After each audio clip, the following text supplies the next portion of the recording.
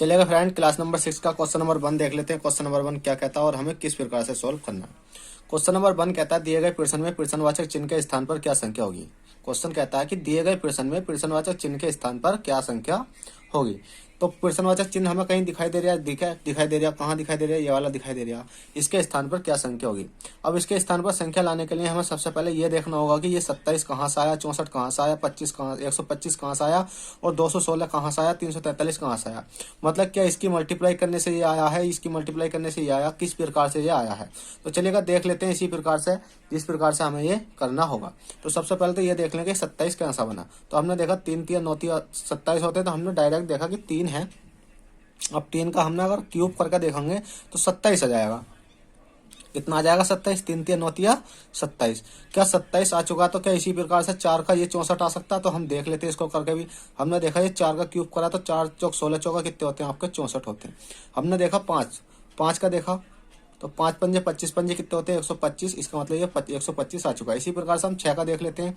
जब हमने 6 का करा तो 6 छंग 36 छक्का कितने होते हैं आपके 216 होते हैं। इसी प्रकार से हमने देखा 7 का है, तो 7 का जब हम क्यूब करेंगे तो 7 70 और 70 कितने हो जाते हैं 343 हो जाते हैं। इसी प्रकार से हमने देखा 8 का, जब 8 का क्यूब करेंगे तो हम कितने हो जाएंगे 8 8 64 8 512 512। क्या 512 किसी ऑप्शन में है। जी बिल्कुल है, 512 ऑप्शन नंबर सी में आपको देखने को मिल जाएगा। तो देखिएगा यही बहुत सिंपल सवाल था। चलिए क्वेश्चन नंबर 2 देखते हैं। क्वेश्चन नंबर 2 क्या कहता है।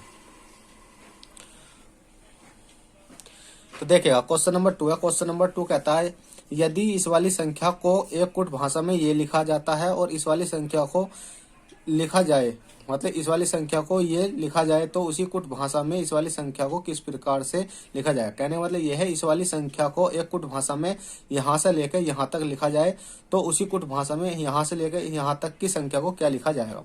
तो सबसे पहले तो हमें ये देखना होगा कि इस वाली संख्या को ये कैसे लिखा जा रहा है। तो हमने देखा, इसको लिख लेते हैं। पी है, आर है, ई है, एस है। ठीक है, P R E S E N T A T I O N. ठीक है, अब इस वाली संख्या को ये लिखने के लिए हम संख्या गिन लेते हैं। 1 2 3 4 5 6 7 8 9 10 11 12। तो हम इस वाली को देख लेते हैं 12 हैं या नहीं। 1 2 3 4 5 6 7 8 9 10 11 12। तो 12 है तो हम इसके नीचे ही लिख देते हैं। ठीक है, नीचे लिख देंगे तो कितना हो जाएगा आपका ये। देखिए आर हो गया, ई हो गया, पी हो गया और क्या हो गया ये आपका। पी के बाद क्या है इसमें एस है, एस के बाद क्या है ई है, ई के बाद क्या है आपका N, N T A T I O N. पर अब हम इसमें ये देख लेते हैं कि इस वाली संख्या से ये कैसा बना। तो इस वाली संख्या से ये किस प्रकार से बना। हमने इसमें कुछ नहीं देखा। हमने देखा जैसे ई है तो ये देखिएगा बिल्कुल क्रॉस जा रहा है, इधर जा रहा है। जो आर है वो कहाँ जा रहा है, इधर क्रॉस जा रहा है। और जो पी है वाला आगे वाला पी तो है यहाँ आ रहा। कहने का मतलब ये आगे वाला पी तीसरा अक्षर पा रहा, आर यहाँ आ रहा, ई यहाँ आ रहा। और ये वाली संख्या क्या है हमारी सेम है, बिल्कुल नीचे के नीचे आ रही है। जिस प्रकार से हमने ये करी है इसी प्रकार से हम इस वाली को कर लेते हैं। इस वाली को करेंगे तो हमने देखा सी है, ओ है, एम है, डबल एम है, ई है, एन है, डी है, ए है, टी है, आई है, ओ है, एन है। तो इसको लिखाने के लिए हमें सबसे पहले क्या करना होगा। जो आगे वाली संख्या थी शुरू वाली वो तीसरे अक्षर पा रही थी, पहली दूसरी तीसरी पे, तो हमने तीसरे के नीचे लिख दिया क्या सी। जो दूसरी वाली संख्या थी वो कहाँ आ रही है, शुरू में आ रही है, ओ है, तो हमने लिख दिया यहाँ ओ। और जो उससे तीसरी वाली संख्या है एम, मतलब यहाँ एम है तो वो कहाँ आ रही है, दूसरे पे आ रही है, तो हमने लिख दिया इसको एम। फिर उसके बाद में ये वाली संख्या सेम है, सेम है, नीचे के नीचे जैसी संख्या है हम ऐसी लिख देंगे। कैसे लिख देंगे, एम का एम लिख देंगे, ई का ई लिख देंगे, एन का एन, डी का डी, ए का ए, टी का टी, आई का आई, ओ का ओ, एन का ओ, मतलब एन का एन। और ये वाली संख्या को हम मिला देंगे जिस प्रकार से हमारी संख्या मिलनी थी। देखिए ऊपर वाला और नीचे वाला समान हो चुके हैं। ऑप्शन में देख लेते हैं ऑप्शन में कौन सा। तो ऑप्शन में O M C M M E N D H N. ठीक है, तो ये वाला आपका राइट आंसर हो जाएगा ऑप्शन नंबर बी। तो चलिएगा क्वेश्चन नंबर 3 देख लेते हैं। क्वेश्चन नंबर 3 क्या कहता है और हमें किस प्रकार से इसको भी सोल्व करना है। क्वेश्चन नंबर 3 कहता है दिए गए प्रश्न में प्रश्नवाचक चिन्ह के स्थान पर क्या संख्या होगी। प्रश्नवाचक चिन्ह आपको कहीं दिखाई दे रहा होगा, देखिएगा मुझे दिखाई दे रहा है ये वाला। अब इसके स्थान पर संख्या लाने के लिए हमें सबसे पहले करना क्या होगा। सबसे पहले ये देखना होगा इस वाली संख्या से ये वाली संख्या कैसे बनी है, या इस वाली संख्या से ये वाली संख्या किस प्रकार से बनी है। देख लेते हैं इस वाली संख्या से ये वाली संख्या किस प्रकार से बनी है। तो हमने देखा सी है, यू है, जेड है, ए है। और इस वाली संख्या से हमें बनानी है कौन सी, एच बाई सी सी। ये वाली संख्या हमें बनानी है।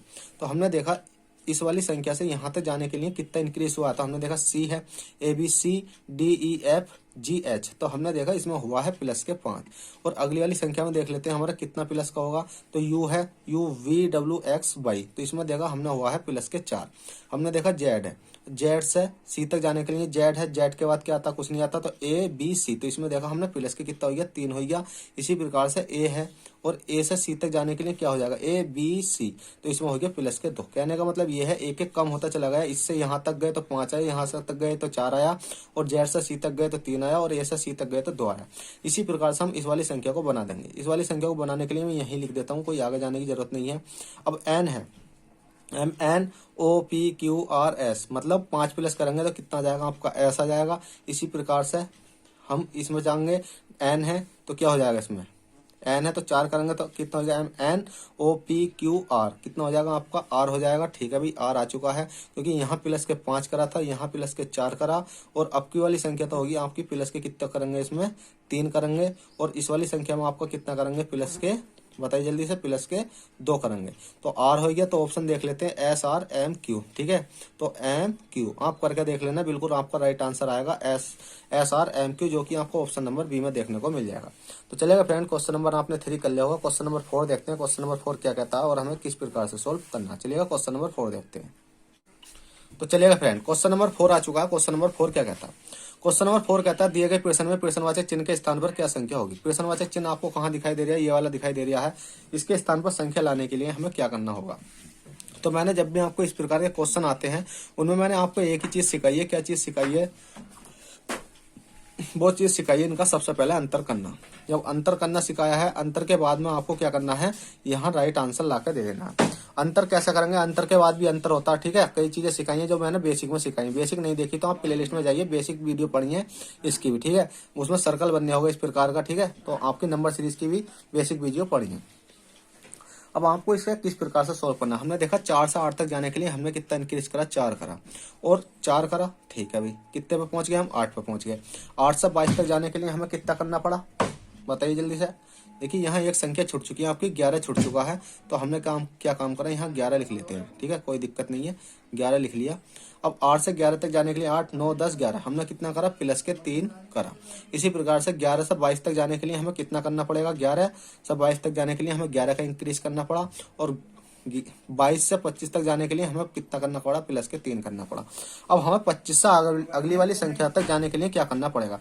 देखिए मैं इसको अलग से समझा देता हूँ। देखिए 4 है, 8 है, 11 है, 22 है और 25 है।